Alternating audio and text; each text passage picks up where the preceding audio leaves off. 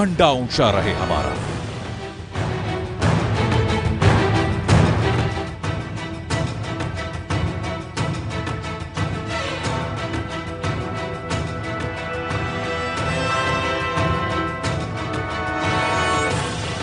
नमस्कार, मैं हूं आपके साथ अनुराग मुस्कान। आप देख रहे हैं एबीपी न्यूज की खास पेशकश झंडा ऊंचा रहे हमारा, sponsored by BSNL in partnership with Bharat के वीर, supported by V Mart, Halonix and Tata Yoddha. आप सभी का बहुत बहुत स्वागत। झंडा ऊंचा रहे हमारा, यकीन मानिए एबीपी न्यूज का एक बेहतरीन मौका है सरहद पर तैनात वीर जवानों के न केवल गौरव गाथाओं को देखने का, बल्कि आज उन नायकों से मिलने का भी। झंडा ऊंचा रहे हमारा, यह देश का सबसे गौरवशाली जज्बा है। और जब भी हम देशभक्ति को देखना चाहते हैं तो हमें हमारे जवान सरहद पर तैनात दिखाई देते हैं। और जब भी आजकल हम देशभक्ति को सुनना चाहते हैं तो फिल्म अभिनेता अक्षय कुमार हमें सबसे ज्यादा सुनाई देते हैं। स्वागत कीजिए अक्षय कुमार का, जो इस वक्त यहां मौजूद हैं। मैं आपको मंच पर आमंत्रित करना चाहूंगा। अक्षय,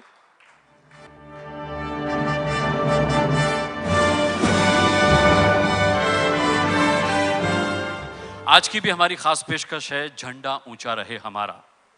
और जैसा कि मैंने कहा, देश के इस गौरवशाली जज्बे को जब बखान करने की बारी आती है तो आजकल सबसे ज़्यादा आप सुनाई देते हैं। वैसे तो 1.25 करोड़ हमारे देशवासी हैं, सभी के दिल में झंडा ऊंचा रहे हमारा वाला जज्बा है। लेकिन होता यह है कि अक्सर हम अपनी परेशानियों, अपने घर परिवार का झंडा ही बुलंद करने में लगे रहते हैं। देश के झंडे के प्रति सम्मान तो है हमारा, लेकिन हम उसे उस पुरजोर तरीके से बुलंद नहीं कर पाते आजकल जैसे आप कर रहे हैं। मैं समझता हूँ, मैं अपने आप को बहुत लकी समझता हूँ कि मुझे मौका मिलता है कि अपने फिल्मों के ज़रिए जो मैं कुछ कहना चाहता हूँ, जो मैं समझता हूँ, जो मुझे स्क्रिप्ट्स मिलते हैं, जो मैं लोगों को बताना चाहता हूँ, जो मैं समझता हूँ कि ये सही है, अलग अलग चीज़ें मिलती हैं मुझे, तो मैं ये काम करता हूँ। चाहे वो बेबी हो, जो मैंने फिल्म बनाई थी कोविड ऑपरेशन पे, फिर मैंने स्लीपर सेल पे हॉलिडे बनाई थी, अब फिलहाल टॉयलेट है। मैंने रिलीजन पे भी पिक्चर बनाई है, ओ माय गॉड, जो मैं बताना चाहता था लोगों को कि जो इतना सारा दूध आप भगवान पे चढ़ाते हो, यही दूध आप किसी गरीब को दे दो, यही तेल आप किसी गरीब को दे दो, मुझे लगता है वो ज़्यादा अच्छा रहेगा। तो ऐसे ऐसी चीज़ें हैं जो आप कमर्शियली लोगों को बता सकते हैं, उन्हें हंसा सकते हैं, उन्हें एंटरटेन करा सकते हैं और हल्के से, बहुत ही सटली उनको बता सकते हैं। तो इस माध्यम के थ्रू से मैं इसका फ़ायदा उठाता हूँ और लोगों को कोशिश करके कमर्शियली बताता हूँ। हम सभी जानते हैं कि बचपन में आपका मन था कि आप बड़े होकर के देश की रक्षा करें, आप सरहद पर तैनात हो, आप जवान बने। क्या ये आपने फिल्मों में आने के बाद सोचा कि चलो अब ये एक बहुत अच्छा माध्यम है, मैं अपने मन से जो करना चाहता हूँ वो वहाँ ना कर सका तो यहाँ कर सकता हूँ? देखिए, मेरे फादर आर्मी में थे, he was a soldier, and मैं खुद नेवी में आना चाहता था। तो मैंने मतलब ये होता है ना कि हर इंसान की ज़िंदगी में कुछ ना कुछ लिखा होता है कि उसने जाना कहाँ होता है, वो चला कहीं और चला जाता है। करते करते मैं मार्शल आर्ट में चला गया। मैं मार्शल आर्ट से फिर आहिस्ते आहिस्ते करते करते मॉडलिंग में आ गया, फिर फिल्मों में आ गया, और फिर पता नहीं कैसे कैसे करते मैं इस जगह पे पहुंच गया कि मैं ऐसी फिल्में बनाने लग गया। मुझे एज अ प्रोड्यूसर मैं बनाने लग गया, जो मुझे कहीं ना कहीं मेरे अंदर जो एक आर्मी के बेटे का खून है वो आहिस्ते आहिस्ते उभरने लगा और बाहर आने लगा। तो मैं इसलिए ये फिल्में बना देता हूँ। लेकिन मुझे लगता है कि लेकिन मैं सिर्फ यही फिल्में नहीं बनाता हूँ, मैं कमर्शियल और फिल्में भी, मैंने हाउसफुल भी की है, मैं एक विलन का रोल भी कर रहा हूँ, ऐसा नहीं है। हाउसफुल का नाम मत लीजिए, डायलॉग सुनने की फरमाइश आने लगी। तो कोई बात नहीं, मुझे कोई प्रॉब्लम नहीं है। तो चलिए सुना दीजिए फिर। मैंने कहा, मुझे इनसे बात करके मुझे अपने फादर की याद आ जाती है कि वो भी जब इतना उम्र दराज नहीं हूं सर मैं। सुने तो सही, मैं ये नहीं उम्र की बात नहीं कर रहा हूँ, मैं ये कह रहा हूँ कि जब घर में कोई मेहमान आते थे तो मेरे फादर भी कहते बेटा सुना दो, एक डायलॉग सुना दो, एक डांस करके दिखा दो, एक या ब्रेक डांस कर दो। पता नहीं घर में मेहमान आते मेरा ब्रेक डांस क्यों होता था मैं क्यों ऐसे लगा जाता। तो इस वक्त भी मुझे यही लग रहा है कि एक डायलॉग सुना दो डायलॉग के लिए एक पूरा माहौल होता है, बहुत सारे मतलब डायलॉग हाथ में दिए जाते हैं। तो लेकिन अभी मैं सुना दूंगा, थोड़ी देर में जी सुना दूंगा। चलिए ठीक है। आप एक बहुत सकारात्मक मिशन से भी जुड़े हुए हैं, भारत के वीर। इसमें आपने लोगों से तन मन और धन से जुड़ने की पिछले दिनों अपील की, जिसका बहुत असर हुआ। मैं आपसे जानना चाहूंगा भारत के वीर क्या है? भारत के वीर जो ये एक आइडिया था जो मुझे एक चैनल में हाउ डू मतलब टेररिस्ट कैसे बनते हैं, टेररिस्ट कैसे बनते हैं, उनके साथ क्या बातें होती हैं, उनके साथ क्या क्या होता है, ये मैं एक प्रोग्राम देख रहा था, एक चैनल पे आ रहा था। तो उसमें दिखा रहे थे कि जब जो टेररिस्ट जो नए नए आते हैं उनसे क्या बातें होती है, उनको वादा किया जाता है, उन्हें कहा जाता है कि तुम फिक्र मत करो, अगर तुम्हें कुछ हो जाए तो तुम्हारे परिवार का हम ध्यान रखेंगे, पैसे पहुंच जाएंगे, ये हो जाएगा वो हो जाएगा। और फिर वो आदमी अपनी जान देने को तैयार हो जाता है, वो आदमी कुछ भी करने को तैयार हो जाता है। अगर यही हम इसे पॉजिटिव हिसाब से ले जाएं और यही चीज हम करवाएं। लेकिन मैंने सोचा कि हम सिविलियंस क्या करते हैं। क्या होता था कि जब मुझे किसी का पता चलता था तो मैं बीइंग अ सेलिब्रिटी मैं 2-4 फोन करके पता लग जाता था कि किस आदमी के साथ ऐसा हुआ है, किसकी जान गई है, तो उसके बीवी का बैंक अकाउंट पता लग जाता था और मैं चुपचाप उधर पैसे भिजवा देता था। ये तो एज अ सिविलियन मैं चुपचाप कर लेता था। लेकिन मुझे कई मेरे दोस्त बोलते थे यार हमको भी बता दिया अगर हम भी कुछ देना चाहेंगे, हम भी कुछ करना चाहेंगे, हम वी फील है। सो ये दोनों आइडिया मिला के मैंने सोचा कि क्यों ना एक ऐप बनाया जाए। अगर हम 50 रुपए, 100 रुपए, कोई लाख रुपया, कोई 10 लाख रुपए देना चाहे तो क्यों ना हम दें। और इसमें गवर्नमेंट जो है वो बनाएगी सब कुछ ऐप, लेकिन कोई पेपर वर्क ना हो। अगर कोई आदमी अपनी लाइन ऑफ ड्यूटी पे उसकी जान चली जाती है तो उसकी जो बीवी है, उसके जो बच्चे हैं, as a civilian I thought that why not they also should support them because that becomes our duty. And so I made this whole thing and I just put it in front of the government. The government has been very kind enough to make something like this in a very speed up way, and they made it, and I'm happily and proudly saying it, and thank you to all the civilians that in a span of 2 months Bharat Ke Veer has collected somewhere around 12 to 14 crore rupees. मतलब मैं तो चाहता हूं कि हर इंसान, इतनी बड़ी आबादी है, अगर महीने का सिर्फ 1 रुपया भी दे दे, सिर्फ 1 रुपया, तो करीबन 125 करोड़ रुपए महीने में आ सकता है। और जिनके आधार कार्ड होते हैं, अगर वही अपने बैंक में सिर्फ ये डाल दें कि हाँ महीने का 1 रुपया आप भारत के वीर में दे देना, महीने का सिर्फ 1 रुपया, यानी कि साल का सिर्फ 12 रुपए, तो करीबन ना करीबन आधार कार्ड करीबन 80 करोड़ आधार कार्ड हैं। So we can get 80 crore rupees just in this for the people जो अपनी जान दे देते हैं। मतलब मैं कुछ लोगों को जानता हूं जिनके पिता जो अपने पिता को खो चुके हैं at the line of duty, and उनकी जिंदगी में एक मतलब 3-4 साल तो एकदम हिल जाती है उनकी जिंदगी। जब आप इस तरीके की सकारात्मक पहल करते हैं तो आपके आलोचक कहते हैं कि अक्षय कुमार पॉलिटिक्स में जाने के लिए ऐसा कर रहे हैं, तो कैसा लगता है? जी मैं पॉलिटिक्स में नहीं जाना चाहता हूं। मेरा ये माध्यम है, लोगों को मैं एंटरटेन करके कमर्शियलिटी के हिसाब से मैं बताना चाहता हूं, ना कि मुझे कोई दिलचस्पी नहीं है मतलब पॉलिटिशियन बनने की। एबीपी न्यूज़ खासकर इसी लाइन पर चलता है अक्षय। हम समाज की गंदगी, समाज की नकारात्मकता, समाज की सकारात्मकता, पॉजिटिव नेगेटिव सभी खबरें दिखाते हैं और कोशिश करते हैं कि हम समाज में बदलाव लाने के लिए थोड़ा बहुत भी अगर अपना योगदान दे सकें तो बहुत बहुत जनता का, देश का भला होगा। अक्षय, आपसे ज़रूर पूछना चाहूँगा कि कितने लोगों का आपको किस तरीके का रिएक्शन मिला? कितने नेगेटिव रिएक्शंस मिलते हैं कि यार तुम फिल्में करो ना, कहाँ चक्कर में पड़ गए? या कितने लोग अप्रिशिएट करते हैं कि अक्षय आप एक बहुत अच्छा काम कर रहे हैं? अगर यही सोचने जाओगे कि लोग क्या कहेंगे तो फिर गए काम से, कुछ नहीं कर पाएंगे, बस बैठे रहेंगे, लोगों की बातें सुनते रह जाएंगे। अपना मन करता है, अपना कॉन्शियस बोलता है कि ये अच्छी बात है, ये करना चाहिए, ये कर लेते हैं। जी। अक्षय, देश में ऐसे भी लोग हैं हमारे मौजूद जो सैनिकों के बलिदान को नमन करते हैं, चाहते हैं कि हम चीन से टक्कर लें, उसे हरा दें, पाकिस्तान जब हमसे लड़े हम उसे हरा दें, लेकिन वो ये नहीं चाहते कि उनके अपने बच्चे सेना में जाएं। ऐसे लोगों को क्या संदेश देना चाहेंगे आप, जो चाहते तो हैं कि हमारी सेना डटकर मुकाबला करे और दुश्मन को हरा दे, लेकिन उसमें उनका अपना बच्चा नहीं होना चाहिए? देखिए,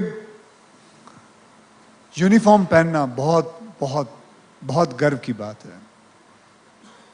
जो लोग यूनिफॉर्म पहनते हैं उनकी इज्जत होती बहुत है, और मैंने खुद भी देखा है, मैंने कई फिल्मों में, चाहे वो नेवी का हो, चाहे पुलिस के हो वर्दी, आर्मी की हो, भले ही नकली सही, लेकिन जब पहनता हूं तो मेरे अंदर एक, जब मैं अभी रुस्तम कर रहा था तो मैं नेवी का आउटफिट पहन के जब चलता था, मैं आपको बता नहीं सकता, मेरी वॉक, मेरी जो चाल थी वो अपने आप बदल जाती थी, क्योंकि उसके अंदर जब आप शूज पहनते हैं, वॉक करते हैं, it is a different feeling.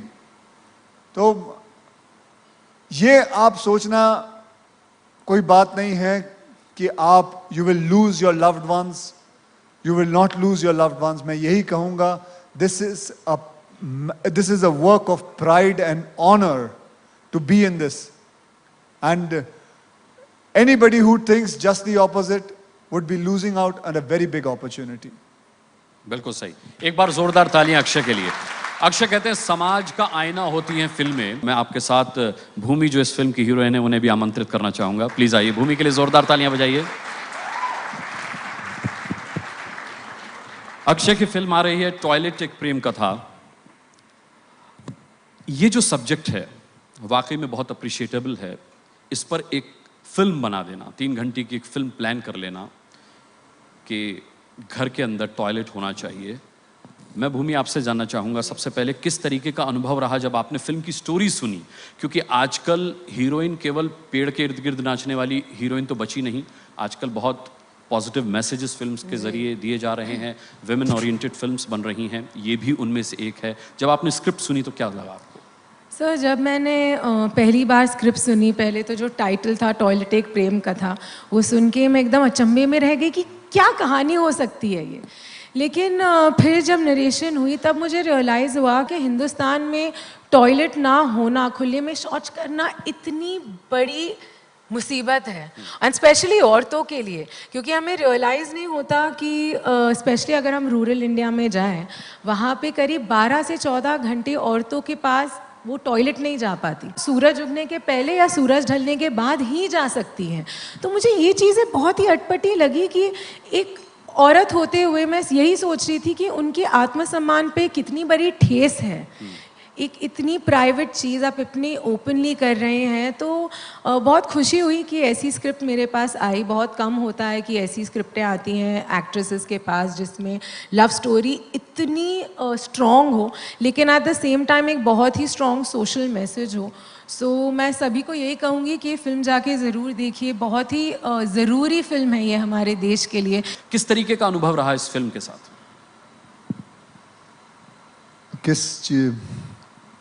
वैसे जब मैंने खुद स्क्रिप्ट पढ़ी थी, मुझे इस बात का बिल्कुल अंदाज़ा नहीं था कि इतनी बड़ी समस्या।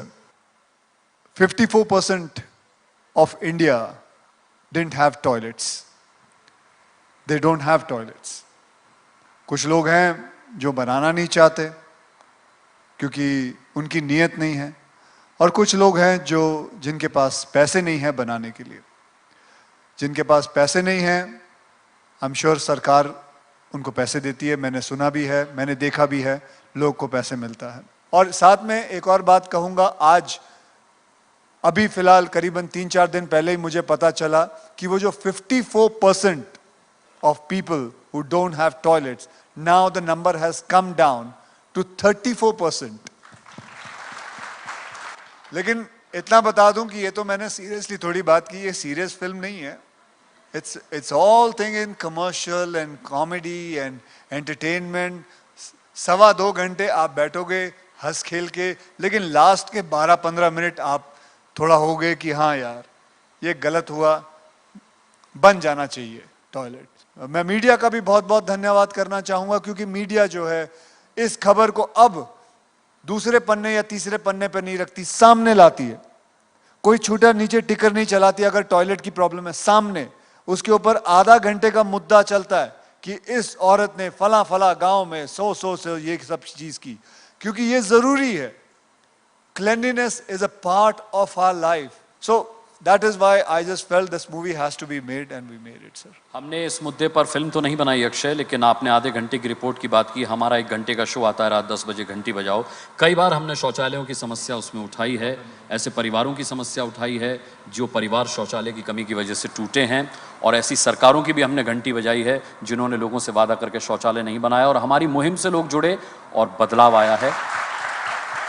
तो कुल मिलाकर अक्षय और भूमि से बातचीत में हमने ये जाना कि देशभक्ति सरहद पर तैनात होकर दुश्मन से लड़ना ही नहीं है, बल्कि समाज के अंदर की बुराइयों को दूर करने के लिए अगर आप एक छोटी सी पहल करते हैं तो भी आप कम बड़े देशभक्त नहीं हैं।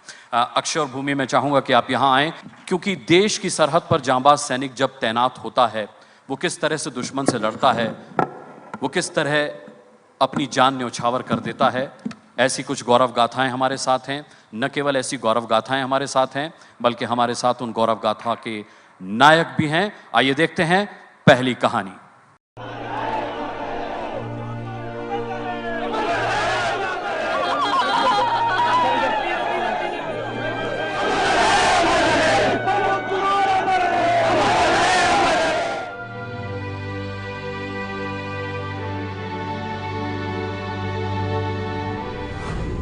अगस्त 2016, ठीक 1 साल पहले स्वतंत्रता दिवस के मौके पर जब देश स्वतंत्रता दिवस के जश्न में डूबा था, उसी रोज श्रीनगर के डाउनटाउन इलाके में अचानक आतंकियों ने सीआरपीएफ की एक टुकड़ी पर हमला कर दिया। उस समय श्रीनगर में तैनात सीआरपीएफ कमांडेंट प्रमोद कुमार तिरंगा फहराकर जवानों को संबोधित कर रहे थे। स्वतंत्रता दिवस समारोह पूरे देश में मनाया जा रहा है। कमांडेंट प्रमोद कुमार को जैसे ही आतंकियों के हमले की खबर लगी, वो स्वतंत्रता दिवस समारोह छोड़कर मौके पर भागे। प्रमोद कुमार ने कमान संभालते हुए आतंकियों पर जवाबी हमला शुरू कर दिया। उन्होंने खुद बख्तरबंद गाड़ी से निकलकर आतंकियों पर गोलियां बरसानी शुरू कर दी। इसमें एक आतंकी मारा गया और बाकी भाग खड़े हुए। इसी दौरान आतंकियों की एक गोली कमांडेंट प्रमोद कुमार को जा लगी। कंट्रोल रूम में फ़ोन किया तो कंट्रोल रूम वाला बंदा मेरी आवाज़ सुनते ही रोने लगा। बस मैंने बोला बताओ भैया क्या हुआ। उसने बोला मैडम साहब को गोली लगी। मैंने एक ही चीज़ पूछी कहाँ। उसने बोला सर पे। बस मेरे हाथ से फ़ोन गिर गया। उसके बाद तो 1-2 घंटे तक कोई होश नहीं था। विश्वास नहीं हो रहा था। 3-4 घंटे तक मुझे ये ही विश्वास नहीं हुआ कि वो नहीं है। सीआरपीएफ कमांडेंट प्रमोद कुमार इससे पहले कई चुनौतीपूर्ण ऑपरेशन की अगुवाई कर चुके थे। उन्होंने हमेशा जान की परवाह किए बगैर अपने कर्तव्य को अंजाम दिया। वो बंदा रिस्क लेने में कभी पीछे नहीं हटा। उसको कोई फिक्र नहीं थी ना कि मेरे पास मैंने बीपी पहना है नहीं पहना, हेलमेट है नहीं है, बस देख लिया तो बढ़ जाना है। शहीद सीआरपीएफ कमांडेंट प्रमोद की पत्नी बेटी के साथ झारखंड के जामताड़ा में रहती है। उन्होंने प्रमोद कुमार के शौर्य की हर निशानी को सहेज कर रखा है ताकि आने वाली पीढ़ी उनसे प्रेरणा ले सके। शहीद सीआरपीएफ कमांडेंट प्रमोद की जांबाजी के लिए एबीपी न्यूज करता है उन्हें सलाम।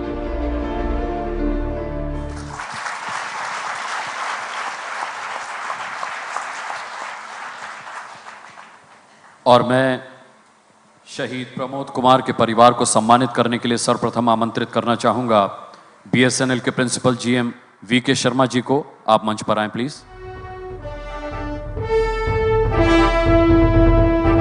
शहीद प्रमोद कुमार जी की धर्मपत्नी नेहा त्रिपाठी हमारे साथ हैं। मैं आमंत्रित करना चाहूंगा मैम आपको।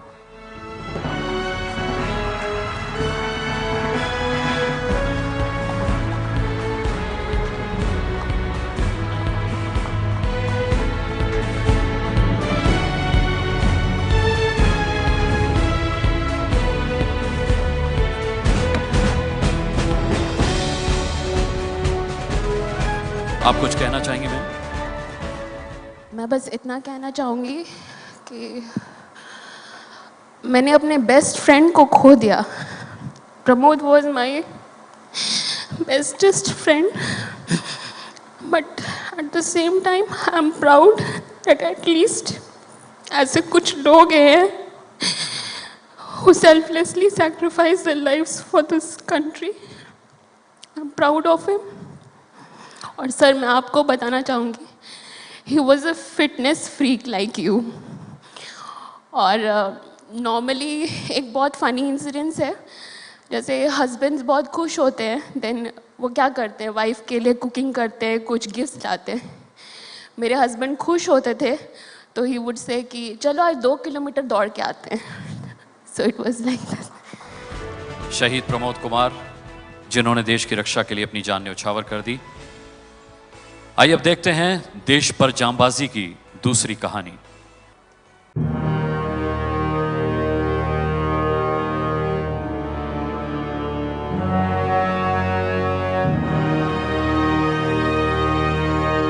बीएसएफ कांस्टेबल गुरनाम सिंह ने देश की रक्षा की खातिर अपने प्राणों की आहुति दी।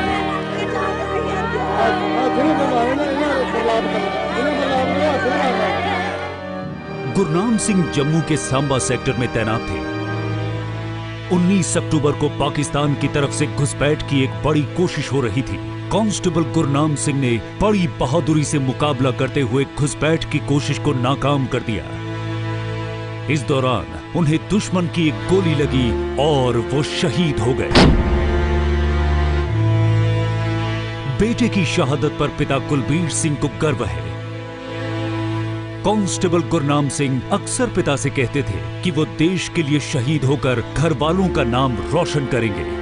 सर हमें यही बोला था कि जब मैं छुट्टी आया था, हमारे पास 17 दिन रहा हमारे पास, तो 17 दिन से ये हमें कहता था कि जब कोई भी काम होता था कहता मैं शहीद हो जाऊंगा, मैं तुम्हारा नाम ऊंचा कर दूंगा। तो मैं कभी कभी नाराज हो जाता था, यार ये कौन सी बात करता है तू।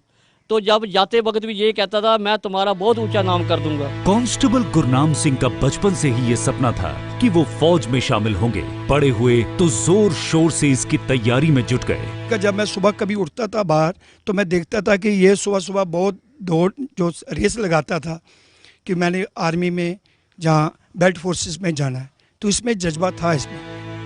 Constable Gurnam Singh border security force में अपनी सेवा दे रहे थे और देश के लिए अपनी जान देकर सबके लिए मिसाल बन गए। शहीद गुरनाम सिंह की जांबाजी के लिए एबीपी न्यूज करता है उन्हें सलाम। शहीद गुरनाम सिंह की जांबाजी की कहानी हमने देखी। हमारे साथ शहीद गुरनाम सिंह के पिता कुलबीर सिंह और मां जसवंत कौर मौजूद हैं।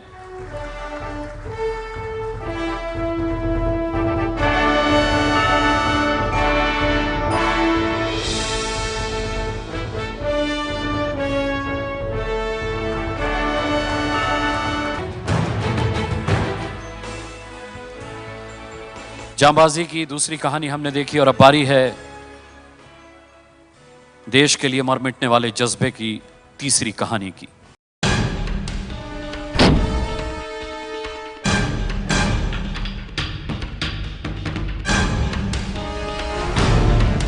R K. Singh, assistant commandant CRPF.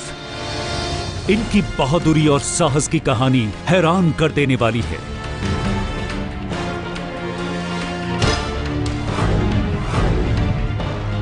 साल 2010 में आर.के. सिंह झारखंड में एक नक्सल ऑपरेशन की अगुवाई कर रहे थे। ये जवानों के साथ नक्सलियों के गढ़ में जा घुसे। इस दौरान अचानक एक माइन ब्लास्ट हुआ और आर.के. सिंह के बाएं पैर के चिथड़े उड़ गए। इस हालत में भी आर.के. सिंह ने करीब 8 घंटे तक ऑपरेशन की कमान संभाले रखी। वो जवानों के साथ मिलकर नक्सलियों का मुकाबला करते रहे और उन्हें पीछे हटने पर मजबूर कर दिया। हमारे हथियारों को लूटना मेन काम था। हम लोग को मार के हमारे हथियारों को लूटना, वो सेकंड दंतेवाड़ा जैसा इंसिडेंट करना चाहते थे। लेकिन हमारे जवानों की, मेरे कुछ डायरेक्शन और मेरे जवानों की सूझबूझ से पूरी टीम उसमें इन्वॉल्व थी। मैं अकेला नहीं था, मैं अकेला तो नहीं कुछ कर सकता था। उनकी सूझबूझ से वो बड़ा हादसा टल गया। इतना बड़ा इंसिडेंट होने के बाद भी एक वेपन नहीं गया। आर.के. सिंह के असाधारण पराक्रम के लिए सरकार ने इन्हें शौर्य चक्र से सम्मानित किया है। एक पैर गंवा देने के बावजूद आर.के. सिंह एक बार फिर उठ खड़े हुए हैं। ये कृत्रिम पैर के सहारे बखूबी साइकिल और कार चलाते हैं। और सबसे बड़ी बात ये कि देश के लिए मर मिटने का हौसला अब भी कायम है। हमारे रहते हुए हम अपने जनता को, अपने भारत देश के नागरिकों को, वासियों को, सभी को ये बताना चाहते हैं, हमारे रहते वो किसी चीज़ की चिंता ना करें। हम कहीं भी उनका कष्ट होगा तो हम बढ़ चढ़ के उसमें हिस्सा लेंगे और उनको उन कष्टों से दूर करेंगे। Assistant commandant R K. सिंह की बहादुरी के लिए एबीपी न्यूज करता है उन्हें सलाम। सीआरपीएफ के डिप्टी कमांडेंट आर.के. सिंह साहब को मैं मंच पर आमंत्रित करना चाहूंगा। बहुत बड़ा सौभाग्य आज हमारे साथ हैं।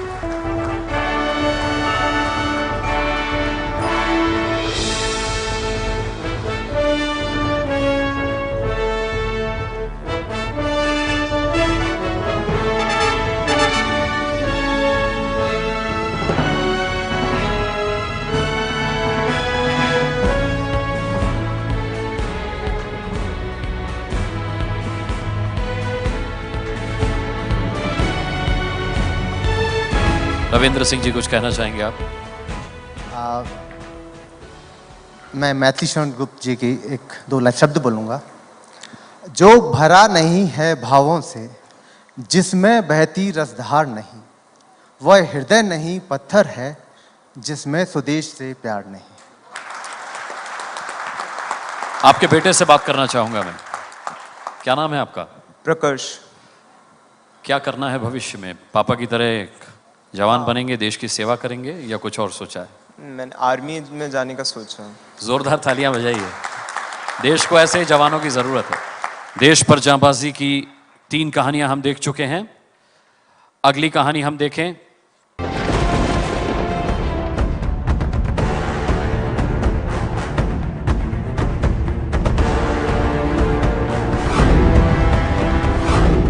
प्राकृतिक आपदाओं के बीच जब लोग मुसीबत में घिरे होते हैं, जब लोगों की जान मुश्किल में फंसी होती है, उस वक्त सुपरमैन की तरह पहुंच जाते हैं नेशनल डिजास्टर रिस्पांस फोर्स यानी एनडीआरएफ के जवान।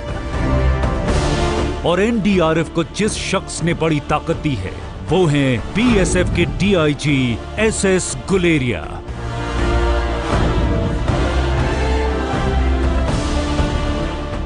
बीते कुछ साल में देश में जब बड़ी प्राकृतिक आपदा आई तो डीआईजी एसएस गुलेरिया की अगुवाई में एनडीआरएफ की टीम ने जबरदस्त काम किया। 2013 में फाइलन हुआ, 2014 में कश्मीर फ्लड हुआ, उसके बाद फिर 2015 में ही साइक्लोन हुडहुड वो हुआ, 2016 में चेन्नई में फ्लड हुआ, फिर पिछले वर्ष जो है बिहार में फ्लड आया। तो इन सारे डिजास्टर में एनडीआरएफ की तरफ से मुझे पार्टिसिपेट करने का मौका मिला। साल 2005 में डिजास्टर मैनेजमेंट पॉलिसी तैयार होने के बाद एनडीआरएफ का गठन हुआ था। जिम्मेदारी बहुत बड़ी थी, लेकिन डीआईजी गुलेरिया ने अपने अथक परिश्रम से एनडीआरएफ को एक ताकतवर रेस्क्यू टीम के रूप में खड़ा किया। पहले मैंने खुद अपने आप को ट्रेन किया और कई जगह से हमने अपने टीम्स ऑफ ऑफिसर्स एसओस को ट्रेनिंग दिलाई और करते करते हमने पूरी बटालियन को 2 साल में डिजास्टर रिस्पांस के लिए पूरी तरह तैयार किया।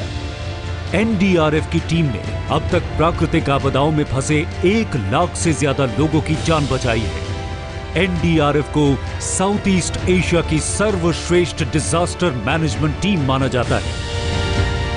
इसका बड़ा श्रेय बीएसएफ के डीआईजी एसएस गुलेरिया को जाता है।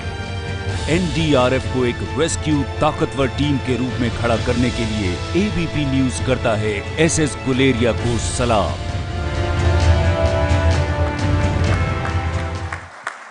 एसएस गुलेरिया साहब के सम्मान के लिए सबसे पहले मैं मिस्टर स्नेहिल शाह साहब को बुलाना चाहूंगा, जो कि सीनियर वाइस प्रेसिडेंट हैं marketing and operations V mart से। और डीआईजी बीएसएफ एसएस गुलेरिया, बहुत सम्मान के साथ हम आपको मंच पर चाहेंगे।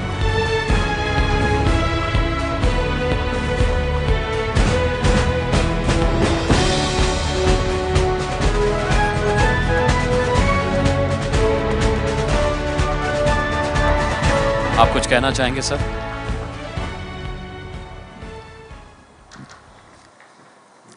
देश की सुरक्षा चाहे बाहरी दुश्मनों से हो या आंतरिक देशद्रोहियों से, चाहे प्राकृतिक आपदाओं से हो या मानवकृत आपदाओं से, इसमें राष्ट्रीय संस्थानों की विशेष भूमिका होती है। लेकिन जब सामाजिक संस्थाएं, जो समाज सेवी संस्थाएं हैं या जो समाज सेवी हस्तियां हैं, वो देश की सुरक्षा से जुड़े कार्यों में जुट जाएं, तो ये देश के निर्माण के लिए एक बहुत बड़ी बात होती है, एक बहुत बड़ा योगदान होता है। मैं आज के इस सम्मान के लिए जो मुझे दिया जा रहा है, इसके लिए एबीपी न्यूज़ और मिस्टर अक्षय कुमार, इनका मैं बहुत आभारी हूँ, धन्यवाद कहना चाहूँगा। और इसका श्रेय मैं अपने उन सभी साथियों को देना चाहूँगा जिन्होंने हर वक्त मुसीबत के समय मेरा साथ दिया और मुझे इस मुकाम पर पहुँचाया। जय हिंद। और अब आइए देखते हैं आखिरी कहानी।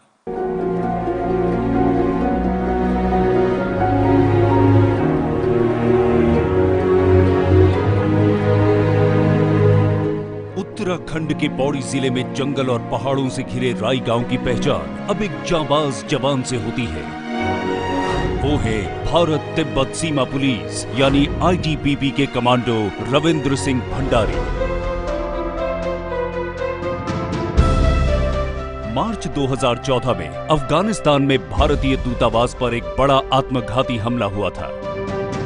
रविंद्र सिंह भंडारी ने जान की बाजी लगाकर आतंकवादियों से मुकाबला किया और हमले को नाकाम कर दिया। धमाका ऐसा था कि कम से कम 200-300 मीटर तक मतलब शीशे खिड़की दरवाजे टूट गए थे और हम भी मतलब अचंभे में रह गए। और जैसे हमने मतलब कोई करने लगे उससे पहले कि हमको खुद को झटका लगा, कम से कम हम बैकफुट में गए, 3-4 फीट पीछे गिरे, फिर उठे, अपने साजो सामान लिया, अपने इक्विपमेंट्स पहने, अपना हथियार एम्युनिशन लिया और फौजी तौर तरीके से वहाँ तक उस मोर्चे तक पहुँचे। उसमें बीच में भी काफ़ी गोलियां चली, पर लेकिन ऊपर वाले का शुक्रगुजार कि हम सफल हो गए और उन्होंने विफल किया उनका हमला जो भी था। 18 साल की उम्र से ही आईटीबीपी में सेवा दे रहे रविंद्र सिंह भंडारी ने कमांडो की ट्रेनिंग ली है।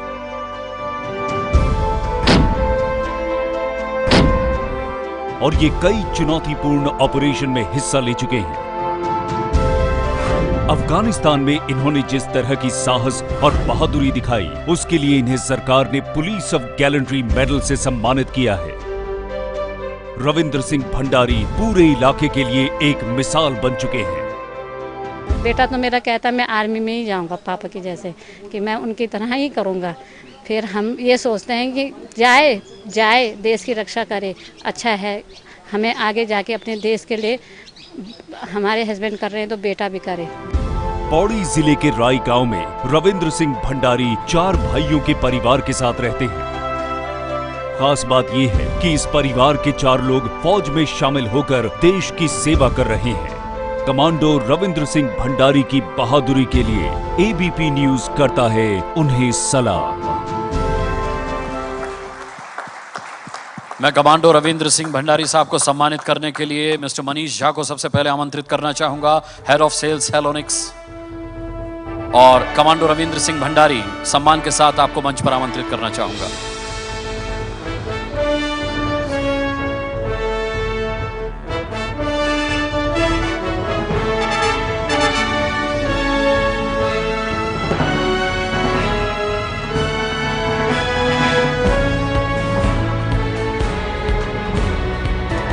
रविंद्र सिंह जी, कुछ कहना चाहेंगे आप? सर, सबसे पहले मैं एबीपी न्यूज और श्री अक्षय कुमार जी का, भूमि जी का और अपने बल का सबसे बड़ा धन्यवाद करता हूं जिन्होंने इस स्टेज में आज मेरे को पहुंचाया है। जय हिंद, जय भारत। जय हिंद, जय भारत। अक्षय, फिल्मों में कई बार आपने कमांडो की भूमिका निभाई है, आज आप रियल कमांडो से मिल रहे हैं, कई बार मिल चुके हैं, आप चैरिटी भी करते हैं आर्मी के लिए, देश की सेना के लिए। आज कैसा महसूस हुआ इस कार्यक्रम का हिस्सा बनकर? जी, आप लोगों का मैं एबीपी का बहुत धन्यवाद करना चाहूँगा कि पिछले साल भी मुझे बुलाया था और आज भी मुझे मौका मिला यहाँ आके। सबसे पहले मुझे इन लोगों से मिलके इसलिए मज़ा आता है, इनके साथ हाथ मिला के मज़ा आता है। इनके जो हाथ हैं इतने सख्त हैं कि हाँ भाई, किसी आदमी से मुलाकात हुई है आज।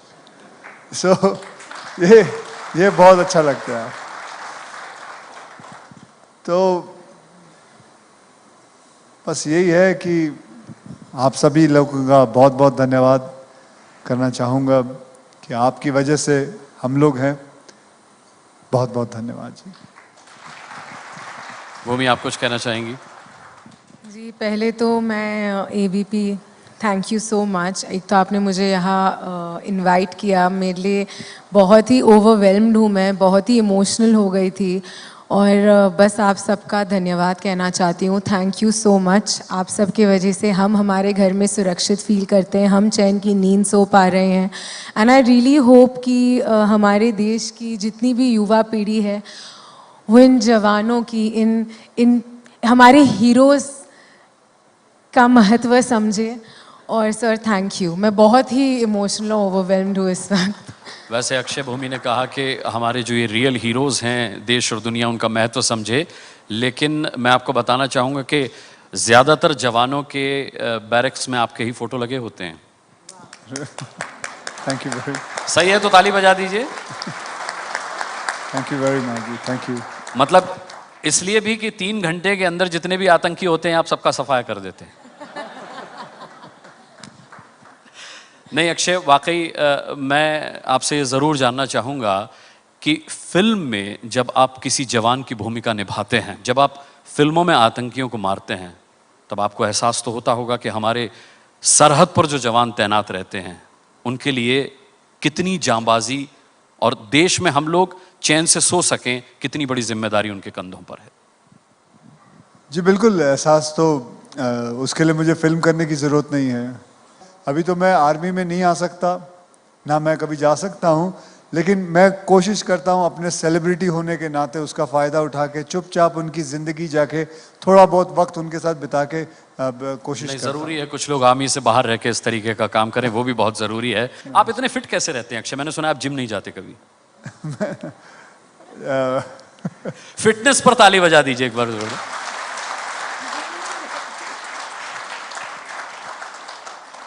आई थिंक फिट कैसे रहता हूँ जी, बस यही है। मैं समझता हूँ कि एक मंत्र फॉलो किया हुआ है कि 24 घंटे के अंदर अगर आप 1 घंटा अपने शरीर को ना दे सके, कसरत ना कर सके, तो किल योरसेल्फ। मैं जो हूँ ज़्यादा करके स्विमिंग करता हूँ, मुझे स्विमिंग बहुत अच्छी लगती है और थोड़ी बहुत कभी कभी रॉक क्लाइंबिंग कर लेता हूँ और सही वक्त पे करीबन 6:30-7 बजे तक खाना खा लेता हूँ। उसके बाद मैं नहीं खाता कुछ भी। कोशिश यही रहती है कि 6:30-7 बजे तक खाना खा लें, क्योंकि उससे शरीर को बहुत बहुत बहुत बहुत ज़्यादा फ़ायदा होता है। मुझे करीबन 28 साल हो गए हैं आयुर्वेदा को फॉलो करते हुए। मैं कभी गोलियाँ नहीं खाता। जब जो भी है कभी आयुर्वेद के हिसाब से ठीक हो जाता हूँ। बीमार भी होता हूँ तो पता नहीं एक ही मेरी माँ के पास एक ही इलाज है, दूध के अंदर हल्दी मिला के दे देती हैं, उससे एक्चुअली मैं ठीक हो जाता हूँ। या ये हो सकता है कि साइकोलॉजिकली मैं ठीक हो जाता हूँ, क्योंकि बचपन से ही माँ ने दूध के अंदर हल्दी डाल के या कभी 2 चम्मच घी का मिला दिया, लेकिन एक्चुअली में उसमें ताकत बहुत होती है, बहुत ताकत होती है। आयुर्वेदा में बहुत ताकत है, मैंने देखी है, लेकिन वो आयुर्वेदा असली आयुर्वेदा होना चाहिए, क्योंकि आजकल नकली भी मिल जाते हैं। जो आपकी माँ आपको डोज दिया करती थी, ऐसा ही डोज आप अपने दर्शकों को फिल्मों में देते हैं, कभी हंसी का डोज देते हैं, कभी देशभक्ति का डोज देते हैं। हाँ, मैं चाहूँगा कि ये सिलसिला बदस्तूर आपका जारी रहे। एक बार अक्षय कुमार के लिए और भूमि के लिए जोरदार तालियां बजा दीजिए। बहुत बहुत शुभकामनाएं आपकी आने वाली film toilet the love story के लिए, टॉयलेट एक प्रेम कथा के लिए। आप दोनों आए, बहुत बहुत शुक्रिया। मैं चाहूँगा आप अपना स्थान ग्रहण करें। Thank you.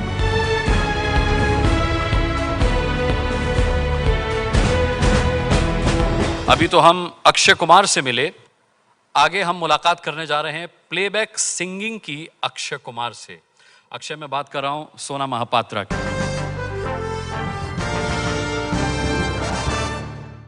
एबीपी न्यूज की खास पेशकश झंडा ऊंचा रहे हमारा देख रहे हैं आप, और आइए अब मुलाकात करते हैं सोना महापात्रा से।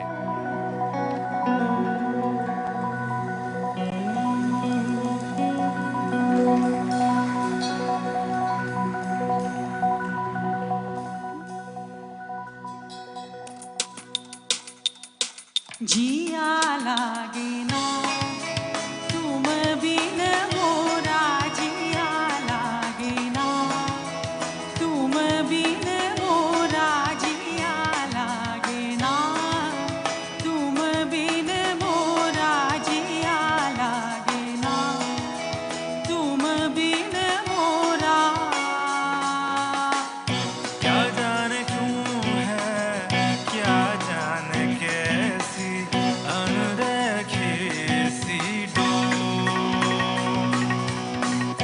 जो खींचती है, जो ले चली है, जो खींचती है, जो ले चली है, अब यूं मुझे तेरी मैं अनजानी हूँ वो कहानी, होगी न जो पूरी। मैं अनजानी हूँ वो कहानी, होगी न जो पूरी।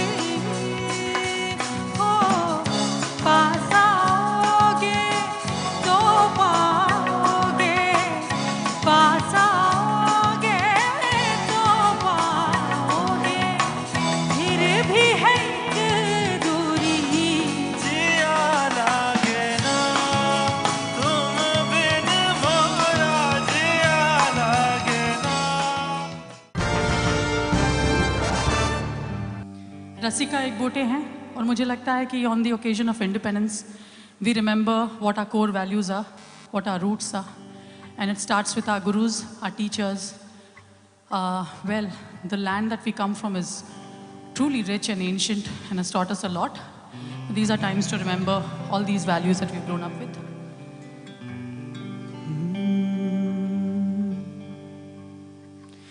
कोटि कोटि कंठों से निकली आज यही स्वर धारा है, हिंदुस्तान हमारा है, भारतवर्ष हमारा है, ये हिंदुस्तान हमारा है।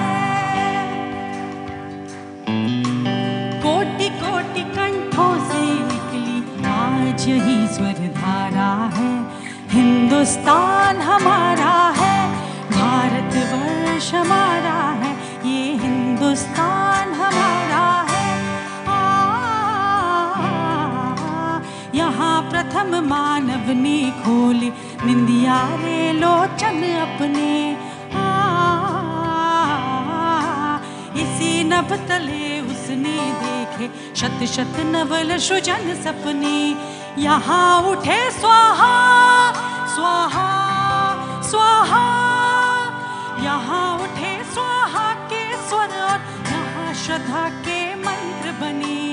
ऐसा प्यारा देश पुरातन ज्ञान विधान हमारा है, हिंदुस्तान हमारा है, भारतवर्ष हमारा है, ये हिंदुस्तान हमारा है।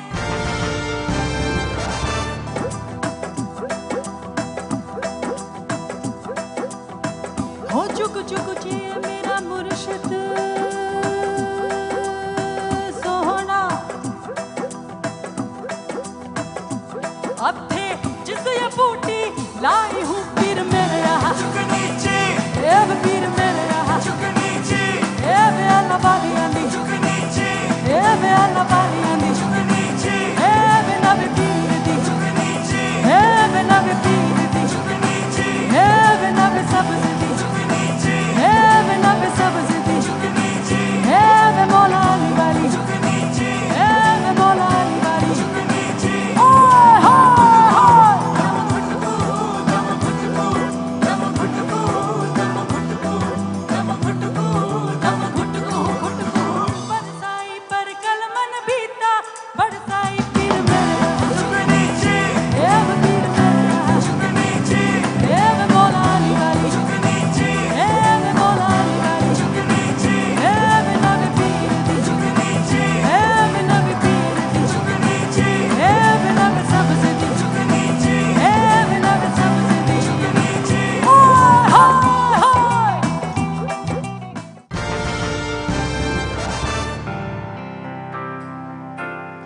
होरी चिड़ैया मेरी चिड़िया अंगना में फिर आ जा रे।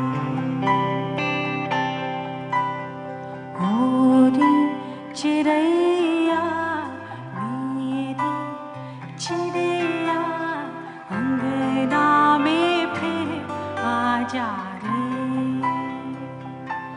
अंधियारा है घना और लहू से सना, किरणों के तिनके अंबर से चुनके अंगना में फिर आ जा रे।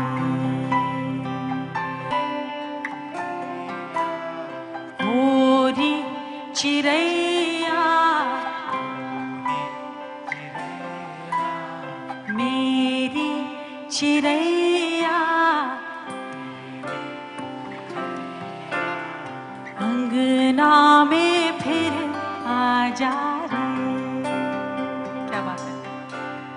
होरी चिड़ैया नन्ही सी चिड़िया अंगना में फिर आ जा रे। बहुत बहुत धन्यवाद आप सभी का इस कार्यक्रम में जुड़ने के लिए। आप देख रहे थे एबीपी न्यूज, झंडा ऊंचा रहे हमारा। ये है एबीपी न्यूज, आपको रखे आगे।